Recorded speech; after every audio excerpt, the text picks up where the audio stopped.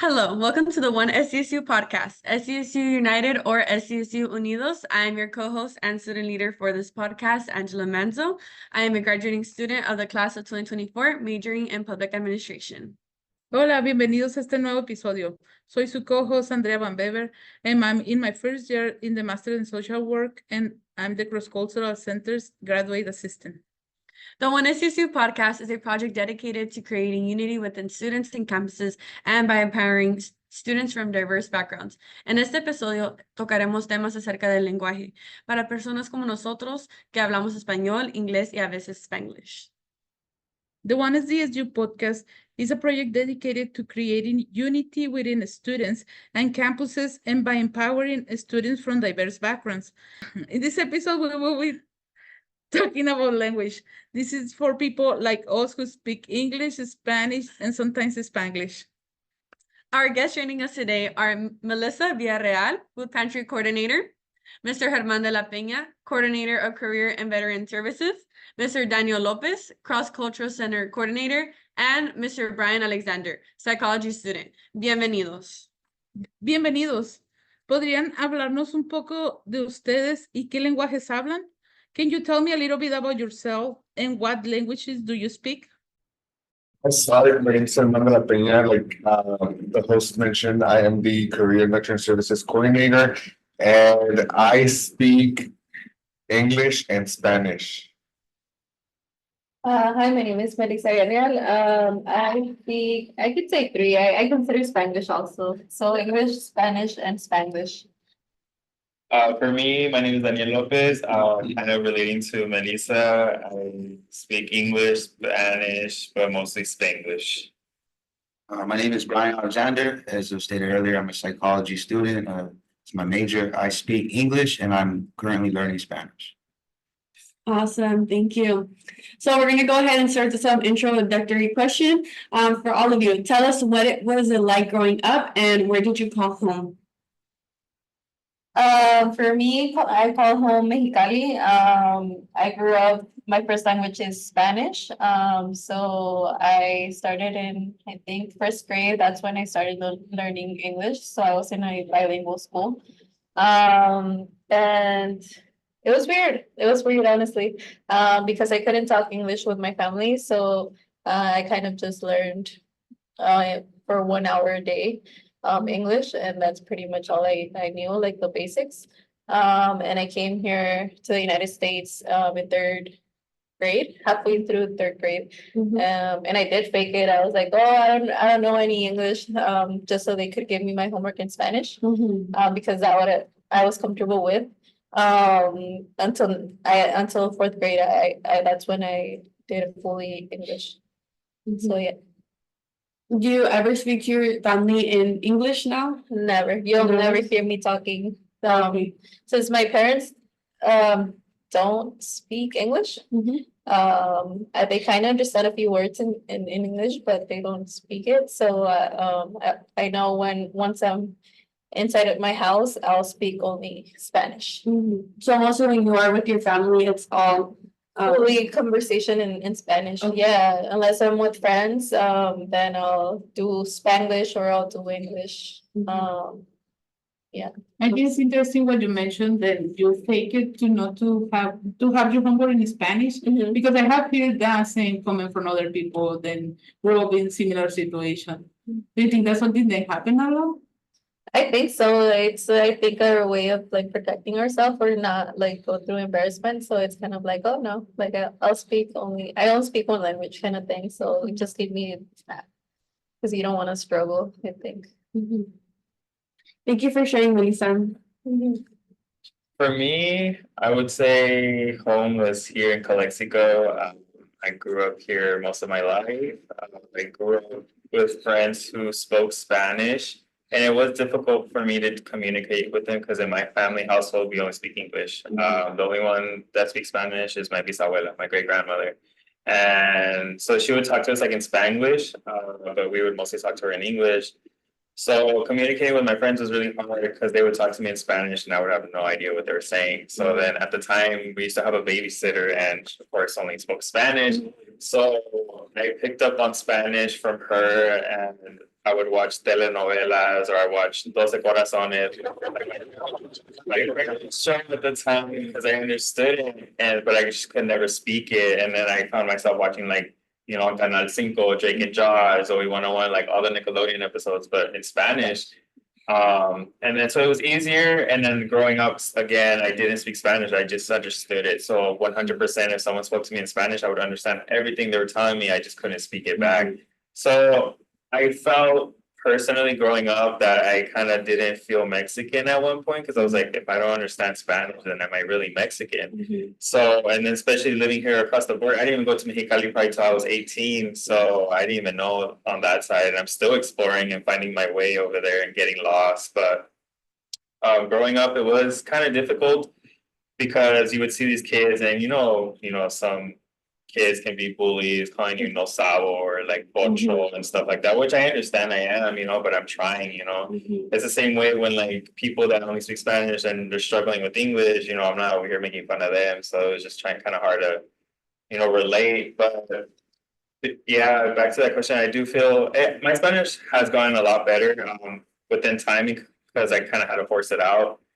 That embarrassment kind of left, but I've noticed now, like even with here, my coworkers, they'll talk in Spanish or they'll correct me, like, "Oh, se dice así," and I was like, "Oh, okay," just so that I can know and I don't look like a fool. But yeah, I think that was the most important part was accepting it and just trying, echando ganas, because it wasn't gonna get better if I didn't practice it. So, and then my last employment, I had to talk Spanish because majority of the students over there nomás hablaban en español right there in Calexico High School. So I got comfortable, did presentations in Spanish, and yeah, so I would say I'm more comfortable speaking Spanish now or Spanglish.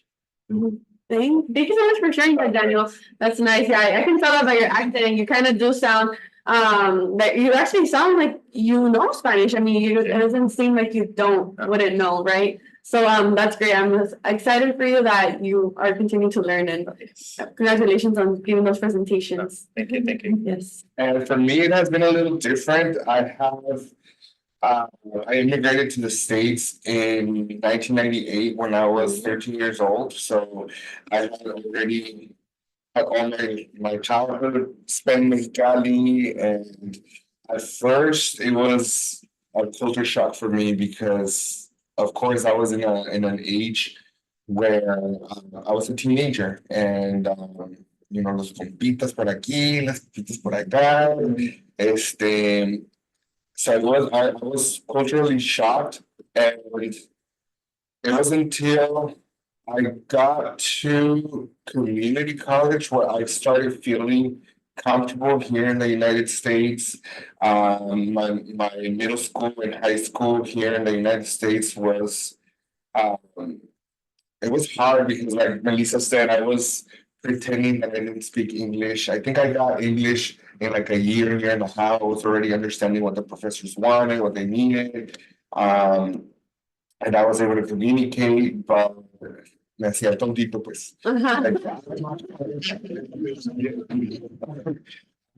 It's hard to say, to call a place home, because I've been through so many places. I lived in Blythe, in the Coachella area, San Bernardino. Then I joined the military after my bachelor's, and I was in South Carolina, Missouri. So it's kind of hard for me to say, to call a place home. Could you say that your culture is your home, like being Mexicano or Chicano? I don't think so. No, I don't know. It's a weird feeling. Dicen, no eres ni de aquí ni de allá. I do know, like a lot of people say, home is where the heart is, and I think I live with heart at every place that I have been. And like when I was in San Bernardino, I thought I was going to stay there, like because of my friends in college. In the Coachella area, I never thought I was going to leave the Coachella area after almost 10 years. And I never thought I was going to come back to the area here in Imperial Valley. And it just happened. And I think being here I feel comfortable, but I still don't know if this is my place. I just want to say that I feel comfortable. I love what I'm doing. I love spending time with the students. And that's about it. And another thing, I don't think I ever felt so much pride of saying that I'm from here, from the United States, until I spent time in the military. That's when I really felt like, oh, I do feel like an American. They help you to find your identity. Yeah, here in the States, yeah, it did help a lot. Do you think it's because like you're a very open person, you have a big personality, so I think that you're very diverse? Do you think that's why you feel that even up to this day now, you think that where you are now is not home? Because you think that there's still more room for It's a hard question. Yeah, I don't know. But it's okay though. Everything happens for a reason. But I think it was happy feel. That's a bit head on that.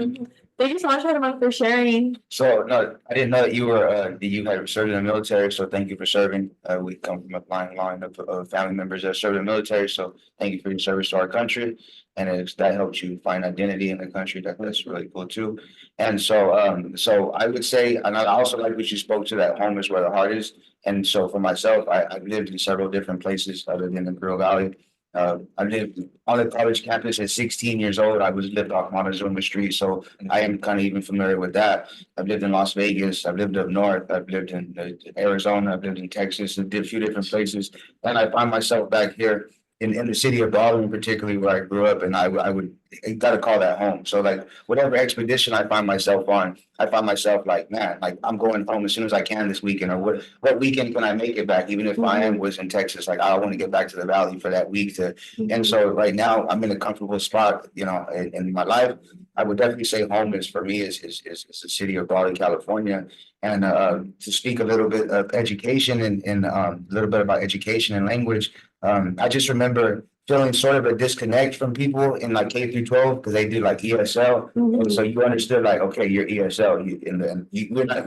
They would integrate. The cool thing is they would integrate the classes. So we would 15 of our students would go to 15 of their students and they would switch. So we would interact somewhat, but it was still limited. And just and so I just always did feel kind of a disconnect, like even though we're in the same class, we don't speak the same language, and but so we might play at recess and whatnot, whatever we could get in, but it's like I just kind of always saw like K through 12, there was even like a separation, but it wasn't like that hostile one. It was just over language because you don't speak the same language. There was like little to no interaction, and so just finding myself now, I was like. We're right next to a border, so you're limited on your trading, your bartering, your communications. You limit yourself if you don't know the language. If you don't know English or you don't know Spanish, you're just your whole dealings with people. Like there's a whole community of people that you can't connect with. Like I coach a kid and basketball, and it's beautiful that we speak basketball. He speaks Spanish, I speak English, but we speak basketball together. But there's some stuff where it's like I tell him something and he's taking it too literal, and it's like no, that was supposed to flow into what I'm telling you, not like don't do it right now. That's the second move, right? And that is kind of like the.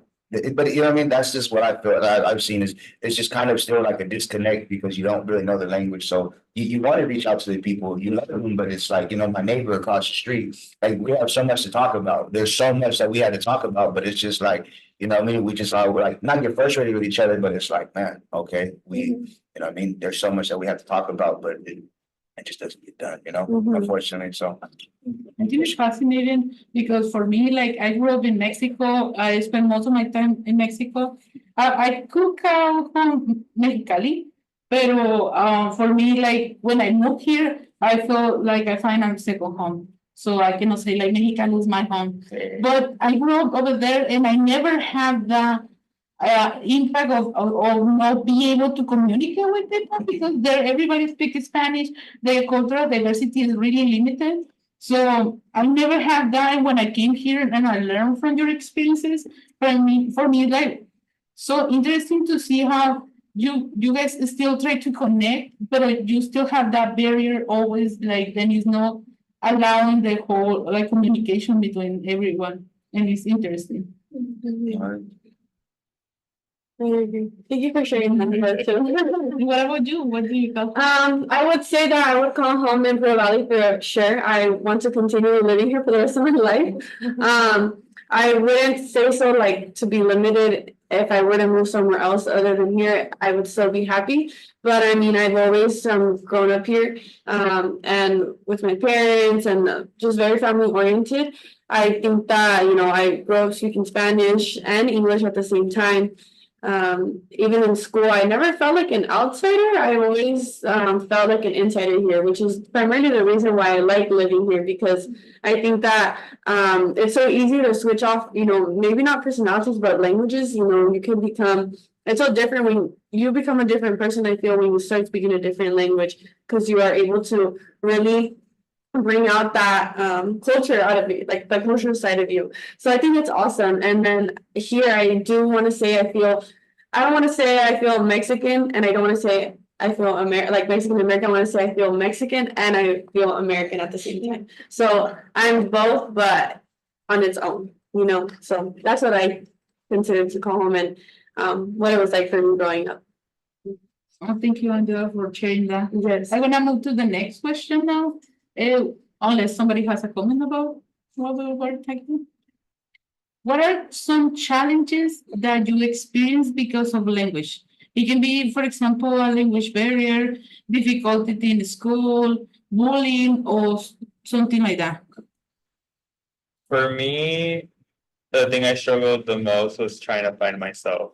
I really like what Angela had to say about not just Mexican, but I'm American, but I'm not Mexican American. For the longest time, it took me a while to figure out who I was. For the longest time, I would say my name is Daniel Lopez, like as white as possible. Y ahora digo, me llamo Daniel Lopez. Like just trying to embrace that, you know. And I think it was really hard growing up, seeing that Mexican families, you know, cada domingo, you know, todos se juntan, todos los tíos, tías. I didn't have that, you know. I just had my mom, my siblings, and my grandma. And I would feel kind of that imposter syndrome of like, oh my God, like, am I not Mexican? I would be so jealous of like when I would see other people and they're Mexican, all their tias, tios, and even the primos that are not even primos, you know, like, and I was like, where am I at in this system? So I think it was really hard growing up trying to find myself. But what helped was just kind of embracing it and, you know, making friends, and friends are family, you know, so I think that really helped. And just telling myself that, you know, I'm Mexican and I'm American, you know, and that's okay. Regardless if, you know, I struggle speaking Spanish, at the end of the day, todavía tengo esa sangre, so they can't take away from that, you know, so I think that was really important. Yeah, and even in Calexico, do you think it was a little bit harder? Let's say, for example, if you were to live somewhere in El Centro, do you think it would have been a little easier, kind of not so close to the border? Because like you mentioned, you see so many traditional Mexican families here. So I think that if you were to have probably lived in, like, let's say the city of Imperial or El Centro, you think you would have been able to fit in more? Or would you have been, you know, happy living there, more happy than in Calexico? Or what do you think? Fíjate que sí, I feel like if you go up the valley, Spanish kind of like it lessens. Yes. You know, Calexico is probably like the heart of it, but I mean they're not spread out. But I think I don't think I would have been who I am today if I wasn't in Calexico. I think I would have been that still Daniel Lopez, not that Verdani. Yeah, because you know I do have cousins that do live in El Centro and stuff, and they don't speak anything of Spanish. And it's like it's just the culture, you know. The culture is very different. Calexico is Calexico is like the brother of Mexico, literally. Yes. But you know, it's just crazy because you know, even though we're Mexican, you automatically think, you know, we live the same, you know, like for example, like let's say me and Germán growing up, like I would think his family's the same way, but it wasn't, you know, like, and it's different. Every family is different and every setting is different. I think where you grow up has a lot to do with that. And also kind of adding to what Melissa was saying, it's a yes and no, because maybe Melissa, let's say she lives in Hopeville, she would have spoke English, but at the end of the day, en la casa hablas español. So at the end of the day, she wasn't losing that, you know? That part of yourself. Yeah. Yeah, well, thank you so much, Jenny, for sharing on that. Yeah, a lot of people go through the same similar situations as you. A lot of people who are very disconnected from their families, let's say, I feel like Los Angeles is one dominated Hispanic community as well. And so I think that that culture shifts for them as well, and they experience the same. So I mean, at the end of the day, you're not the only one. So, but thank you so much for sharing that. Does anybody else want to share? Can you repeat the question again? What are some challenges that you have experienced because of language? One of the challenges that I have experienced, I think I don't want to call it bullying, because it didn't get to that extent of, messing me up to a certain extent. But la carrilla in between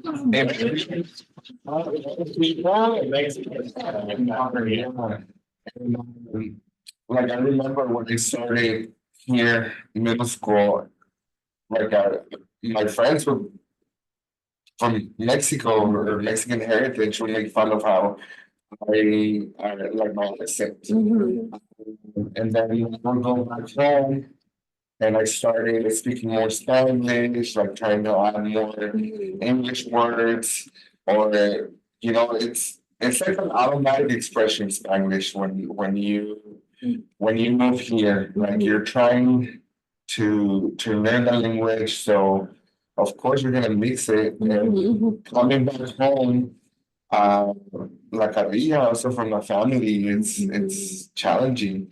And yeah, I think that was my most shocking point, like La Carrilla, like who's right? Yeah. I remember a lot, like in Mexicali, being there, and if they know, like your cousin lives in Imperial Valley or Los Angeles, de la edad, and they come to visit and they speak any English, people like, including myself, were like, "Hey, why you don't speak Spanish? Like you're Mexican. Like, do you think that you're better than me or something like that?" And attitude, and I feel like it's like so awful in a way. But at the same time, it's like the same ignorance we have about the importance of language and knowing both languages. Something funny that happened to me, what is it, like in 2016, 2017, when I was the UPS counselor, I attended the HACU conference in San Antonio, Texas. So that's when I thought, oh, maybe Spanglish is something from California, only because over here in California we speak English, y de repente we throw in Spanish. So the stores, I would be just the kind of California guy in Texas. I would speak with the cashiers or people from the area, and I would throw, Spanish here and there, and they would just speak English all through the whole time. And it was like, so what? You don't feel proud about it? You don't know Spanish? You don't really know Spanish? Okay. And it made me think like is Spanish really just California thing? I have a really similar story to that. I actually, it never crossed my mind until I was, I believe, a sophomore in high school, that I had my friend from the Imperial Valley move out to San Diego. And she went ahead, and the fair, at this time, the fair was going on in the Imperial Valley. And so she already had been her whole life in San Diego, and she came to visit the Imperial Valley for the fair season, and she brought with her her boyfriend. Her boyfriend was white Caucasian, and so when I started talking in English, I remember that he made a comment like, "Oh, you're really Mexican, huh? Or you speak lots of Spanish." And then I'm like, "Oh, how do you know?" And I hadn't spoken any Spanish with him or around them in that case. So when he told me, I'm like, "How do you know? Or what makes you think that?" And I'm like, "Oh, your accent, you can really hear it a lot." So I think that when I do speak English, I never knew it, and I didn't start thinking about it until after I was a sophomore in high school, that when I do speak, you can tell that I have that Spanish accent because I speak both English and Spanish. So, and then I could also hear myself with an English accent when I speak Spanish. So it's kind of like in between. I'm not, I don't think I fully have developed English or Spanish. So I think that, especially here in the Imperial Valley, I speak Spanglish. That's what I think. Yeah. That is my language because it's so hard to really just speak one when you speak both languages on a daily basis with all of your family or your friends, and it's just very, very difficult. I mean, when you go out to different areas of the world or other people listen to you, it's not that they judge you, but they point it out, and then that's when you start to think about it. Yeah, it makes you self-aware. Yeah, Yeah. self-aware a little. Yeah, and I can relate. I feel like you can notice my accent pretty quickly. Which I don't mind. I'm like, oh, I know more an additional language than you do. Yeah. Like I do feel that, but I do feel intimidated sometimes when talking with someone that I know only knows English. I don't know why, because I'm like, what if I get stuck and I can't tell you like what I want to say? Like then I can switch to Spanish, but I'm like, oh no, I can't with you. Like so it kind of like it scares me sometimes. And I do feel like kind of like that imposter syndrome thing. So like going to Mexicali with my family, since they knew that we had moved to the United States, they were like, oh, pues ya eres rica, like, ya tienes dinero, pues you live over there. Y yo como que, like, we're struggling.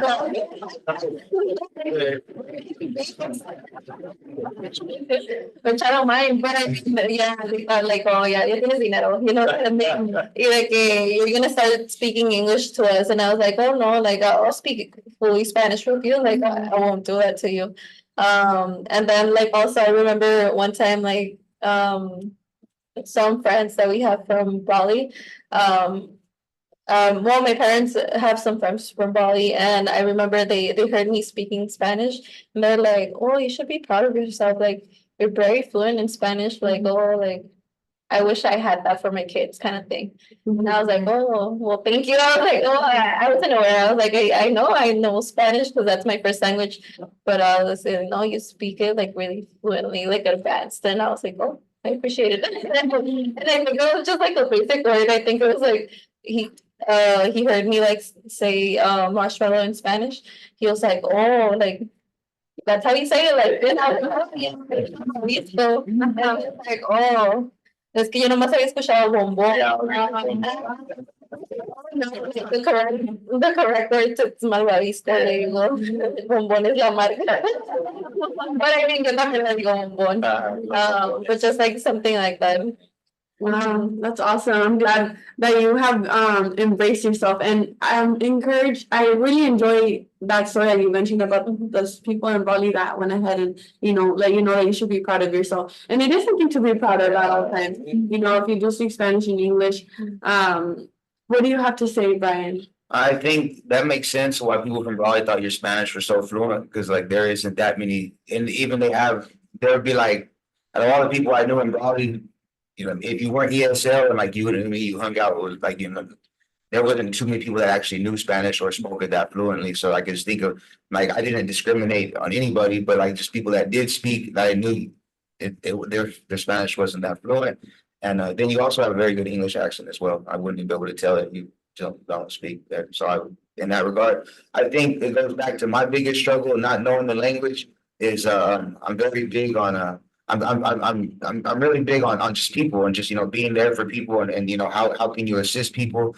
Some of my research is going to be in a field that is kind of, how do you say it in Spanish, is like kind of like it's kind of foreign to them. It's kind of dealing with autism and Down syndrome, and I know the Spanish community doesn't really like not necessarily approve of it, but doesn't like really think too much of it. Or like, if you have Down syndrome or autism, they just kind of like dismissing you. And so it's like, how do I express the importance of what your child or your cousin or your Nino or Nina is going through if I can't explain that to you? And so there's like I just say, I just keep missing on the connections that I can have formed with people And because you can't always have an interpreter with you when you're trying to push your agenda, right? And so just not knowing the language just sold me short on, on the simplest things of bartering and trading and communication. And, even just, I can't even connect you to a resource now that is for you because it's just like the language. And so, taking the time to learn it, I got a Spanish dictionary, right? So there's the Spanish I do know is pretty informal. It's like word for word, but if I do have to explain something or express, you're gonna get it, but it's just like completely informal. And so then that's just really my challenges. And then and I just miss out on athletes too. As I said, I got a Spanish speaking basketball player. And it's cool, that we speak basketball, but sometimes it does get confusing because that wasn't what I was trying to tell you to do. Like that was supposed to, So it's in a way of making personal connections in a way you feel. For sure, yeah. And then just assisting people, and then just even the people that are in my life. That's I have Spanish, only Spanish speaking, the whole family. So talking to his mom is, sometimes I have to talk to the dad, so I have to wait for the dad to get there. You know what I mean? Just to be able to talk. Like it's not like I just can't talk to the mom or the son. I can't talk to my neighbor. Like you know what I mean? I can talk to everybody else, everybody that's in the house.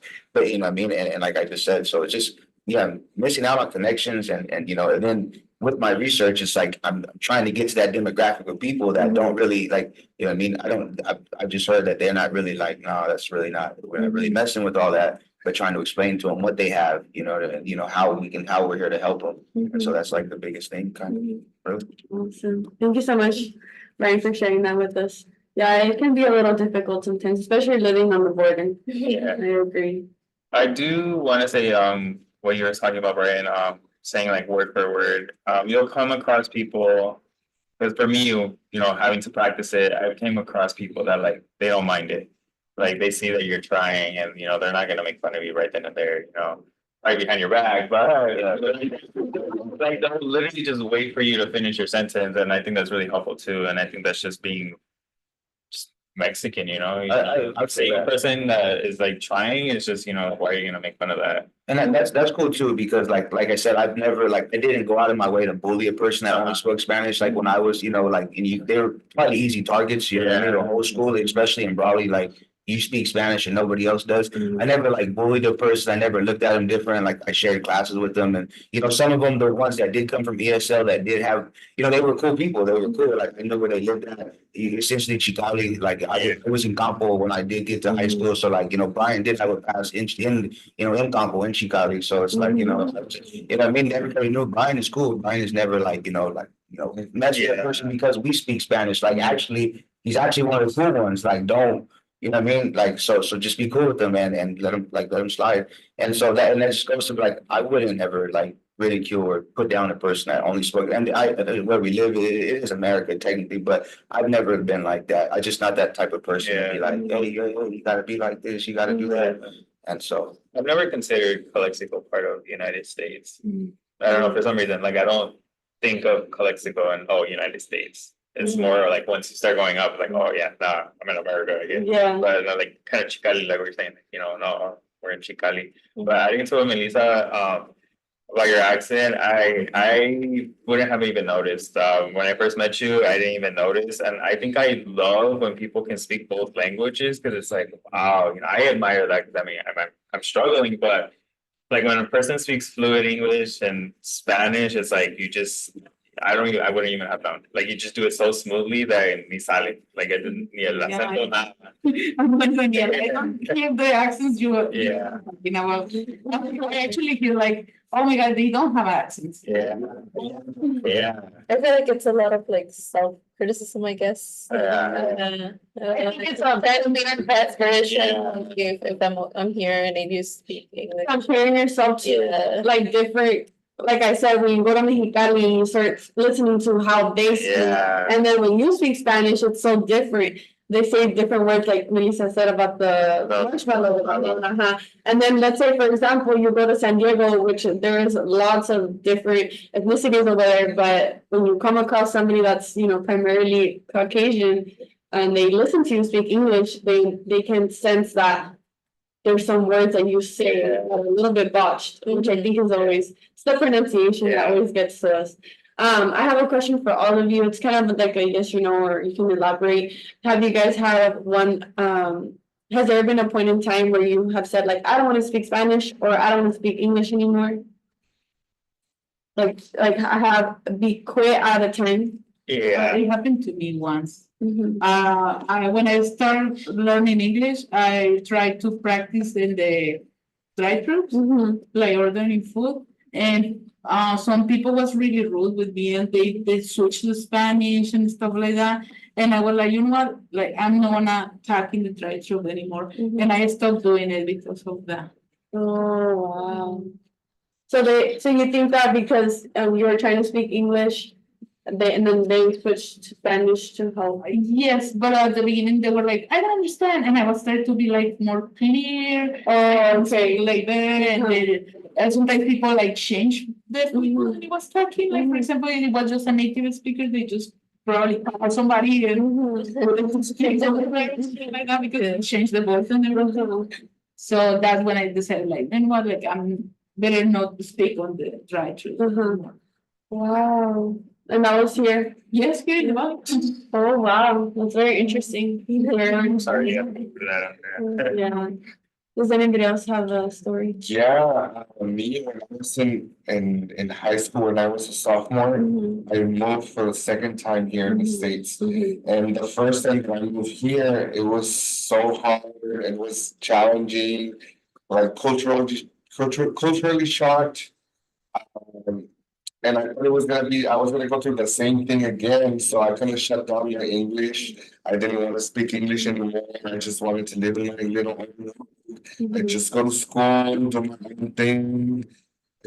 Solamente quería hablar español. No quería hablar en inglés.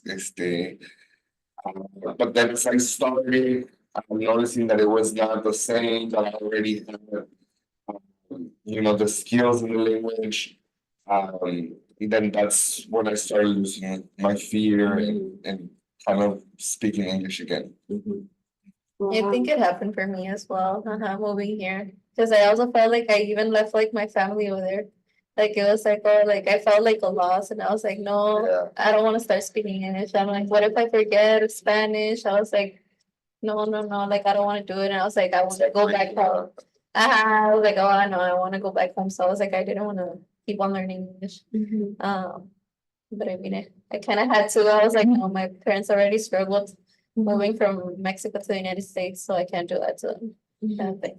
I was a tutor at some point in the Coachella area, and I could see a lot of students who came down from Mexico in the same situation. They're, having their own cliques, not wanting to speak English, not wanting to learn. And it's just sad because you already went through the struggle of leaving the place or Mexico or Latin America, but you come to the States and you kind of want to continue living like if you're already over there. Mhm. I mean, you're already going through the struggle of crossing the border and you know trying to learn a new language, a new system, a new culture. It's like, no, Mhm. wake up, you're already here. Mhm. We need to continue with our mission, Mhm.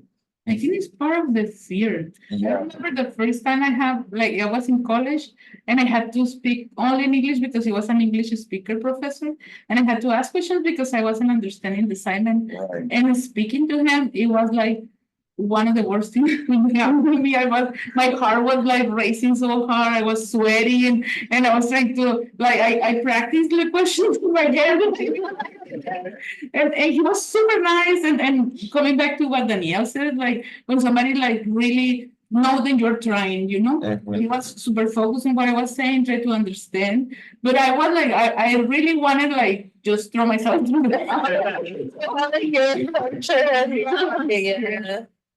Yeah, you could be the fear too. Yeah. For me, at one point I did want to give up.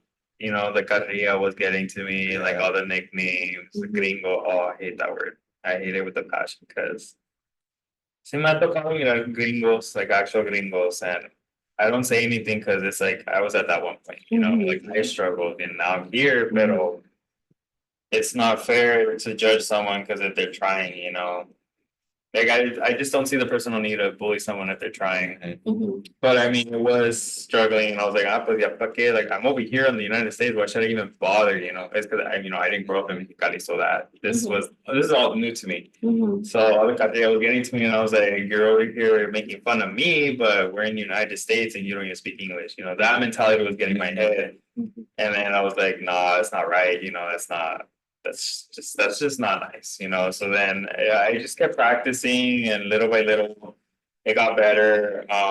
And I just started to embrace it, and I just kind of learned how to just take it. If someone would point it out, and I was just like, oh, whatever. But I did struggle a lot because like Andrea was saying, like I know Andrea tried a lot.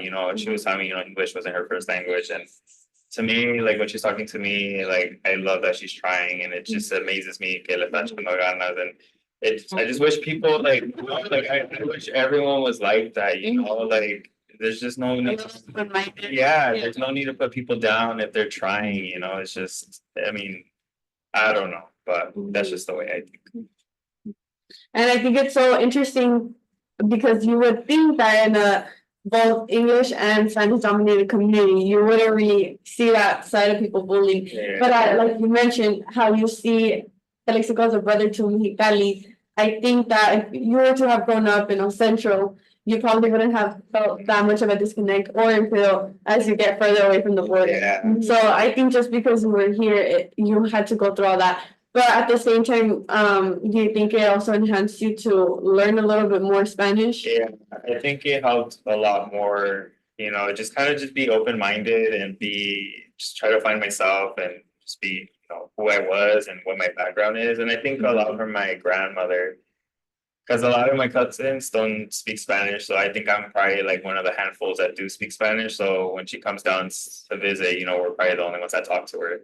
And it's just like, it's sad, like Melissa was saying, it's a language that we should keep, or Germán was saying that, when people come over here, it's a language that you should keep trying, whether it's English or Spanish, it's just something that we shouldn't lose. And I feel like when you speak Spanish, there's just Spanish is very different than English by like far. And I feel like you can express yourself more in Spanish, like Spanish words have a deeper meaning than English, personally. And so I think that's what helped me grow. And yeah, I would say learning Spanish is a need.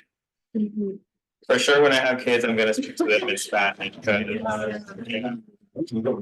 It's just so that yes. That's And I think it's something that people need to feel proud because sometimes they don't. And I don't understand. Like maybe when you're younger, it's a little bit difficult. I don't know because I didn't have the experience. But you should be so proud. Like you are speaking two languages. Yeah. I get that. Like I used to be kind of like, a veces como me da vergüenza hablar en español, like at school, because I was surrounded by people that mostly spoke English, and I would feel that like, oh no, they're gonna judge me if I speak Spanish. Or it's funny when you're like filling out applications and then they ask like, "Are you fluent?" And you're like, Yeah. But it's funny that you think about it, like, am I really? Yeah. No, I think some of the challenges that I face just not speaking Spanish is like a little bit of judgment and criticism. Like, if you don't know the language, you think you're better than me. And that's not the case at all. I've never once thought that I was better than the person. Just never. Like, you wear a football jersey, so what? Like, I'm not better than you. You think you're better than me. That's not true. The language we speak, the jersey I'm wearing, that doesn't mean anything. That doesn't represent who I am on the inside. And so just I think that is the biggest thing is like, just wasn't understood and didn't speak the language. So it's like, hey, you're just what's up with you, man? Like, you know what I mean? And maybe they look Hispanic a little bit. So like you walk up talking to me, I'm looking like, what are you saying? Like, what's up? Like, how can I help you? And it's like, oh, you think you're better than me? That's confusing. And so that's probably the biggest challenge I faced. And not knowing Spanish is just, hey, man, you think you're better than somebody. And it's never been the case, right? We're all people going somewhere. So So you think people sometimes like address you like thinking like, oh, well, you won't speak Spanish or something like that? I think in my lifetime, most definitely, like as of recently, I'm not say, but that's just a struggle that I've gone through in my life, just being in Imperial Valley, living in Imperial Valley, and, even if Raleigh isn't the most fluent Spanish speaking population and whatnot, you're still gonna run into to a Mexican family. You're gonna be introduced to someone's family. You're gonna go to a cookout or barbecue, and to some degree, way, shape, or form, yeah, I have been like, hey, what's up, man? Like, why don't you speak the language? Well, I'm not even Hispanic, you know what I mean? What do you mean? I'm not even, so you know what I mean? No, my father's black, my mom is white. They don't speak Spanish in that house, nobody ever did. So, but that didn't mean that I was, you know what I mean? I remember ended up taking for a trip, and it kind of what you said, as your professor was there with you, he was like, he was being cool with you. He wasn't like judging you. And so like, I think we're always thinking about what a person is trying to think rather than just like the action. He was cool with what you were going. You were going, and I always like, that's how I look at life. Like we're always looking at something that's probably not even what it is, you know what I mean? Just keep moving forward. Yeah. So that's been the biggest challenge or struggle, not speaking Spanish. So, Thank you for sharing, Brian. Yeah, thank you everyone for sharing. We're gonna get to the last questions, is our concluding question. And I would like to combine it a little bit with the last question we have, in where we ask you what is your language have take you now in a positive way, and give us a little bit of advice and for those who may struggle to adapt to a new language. I would say it's brought me peace. Speaking Spanish makes me feel that I'm Mexican. Not only just, eating frijoles and stuff like that, but just being able to talk and then traveling and like to Mexico and like when you travel, like when I went to Cancun and being able to just speak Spanish, and like it's just you just feel at home. You feel I'm not just in Cancun, I'm saying it's just you feel at home, you feel safe, and I don't feel like that here. Like I prefer going to Mexicali than staying. You feel like an insider. Yeah. Also finding a break. I felt like someone just opened the door and I walked in and aquí estoy. And honestly, I felt like it's taken me a lot of places. It's made a whole lot of friendships too, and I'm really excited for that because, I didn't really have a lot of friends growing up. So, that Spanish really helped and it helped me make friends and well, now they're family. So I'm really happy. Yeah, that's awesome. And so some advice that you'd like to give to someone, struggling to adapt a new language? Échale ganas. At the end of the day, like Brian was saying, it's not about what you say, it's about what you do. Si viene del corazón, that's all that matters. So that's my advice. Just do it and don't think about the carrilla because carrilla is going to go everywhere you go. At the end of the day, just if you have a pure heart and good intentions, that's all that matters. And just I feel like looking at it as you're learning an additional language, like not many people can do that. Not many people are bilingual, trilingual, whatever. So I'm like, be proud that you're learning a new language and don't be embarrassed because of that. And I mean, the way you're gonna learn is practicing. So. Like Andrea, she knows 3. She was speaking ASL, she speaks Spanish, English. And when she was talking, when we had the deaf event, she was just going off. And I was like, looking at her. Like,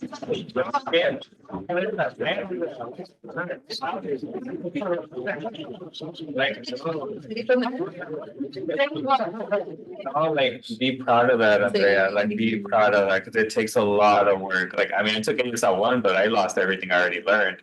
But you would like just be proud of it. Yeah, many talents. Yes. It's always nice to have. And to be honest, like knowing these languages, what I can tell is practice. It's practice because even my ASL has going a little bit down because I don't practice that much. So I feel like if you keep practicing, like go ahead. Like I got here still to SDSU and transfer with the fear of speaking English because in IBC you still can speak a lot of Spanish. And when I got here, like people start they open up to me to practice. So I started speaking English, and that's why I was able to, in my opinion, be feeling more fluent on the language. Sí, y como dicen, nadie nació sabiendo todo, así que cualquier cosa es nuevo para todos, o sea, Yeah. pero no tener esa vergüenza. I think any advice I would have is anyone that's trying to learn it or struggling to learn a new language is, just stay, if you're trying to learn the language, like you said, practice it. I think the times that I would speak more Spanish, I have my dictionary open more. And like, I ain't seen that book in about a year, so I haven't practiced much of anything. I do, like, you practice it, the part makes perfect. I do have a friend that I will like, it's all not inappropriate stuff in Spanish, but it would just happen. So I do conversate a little bit in Spanish, but it's more like in a comical sense. But I would just say stay true to yourself and just, be your own person. And then what comes of that, like, if you've had success in, the language that you do speak and you're having success in that field, then just keep pushing that, right? That makes sense to me. If you, especially, It will flow. it'll flow, it'll make sense, and, you'll be accepted for what you do now and what you're doing rather than. Yeah, and I think it's very important when you're trying to speak a new language with who you do it with, because sometimes it can be a little, it could be embarrassing right at the same time. And so, kind of like the situation with me and my mom. My mom does speak English, and so does my dad. My dad does not speak so much English; he speaks more Spanish. But he doesn't practice it as much, which I try to help him as much as I can. So I think with me with my dad, it's good form of way that I try to encourage him. So I think it's very important to have people around you who will encourage you and help you, speak a new language and try to communicate with, if you say something wrong or if they say something wrong, it's okay, as long as like you see that they're trying. And like, for example, me, I always tell my dad, like, okay, Dad, come on, you're gonna speak English to you, see if you can understand them. And he understands me, and then when he wants to pronounce something, like, how do you say this? I always help him instead of like, putting him down. So I think it really just depends on how comfortable you are speaking that language with the certain people that you're surrounded with. So don't you create your own language with that? Yeah.